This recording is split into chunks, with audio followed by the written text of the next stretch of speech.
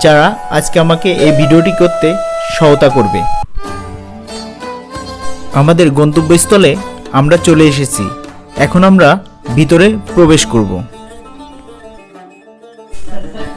ফরিদপুর জেলার সদরপুর উপজেলার 22 গ্রামে এই জমিদার বাড়িটি অবস্থিত।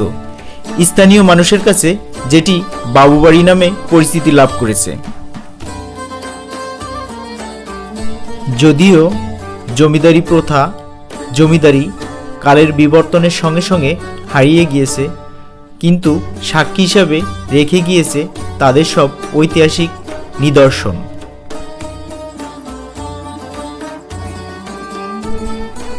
ভাবতে অবাক লাগে, আজ থেকে 200-300 বছর পূর্বে বর্তমান যুগের মতো প্রযুক্তি না থাকলেও নির্মাণ এবং কারুশিল্পে কিভাবে এতটা উন্নত লাভ করেছিল।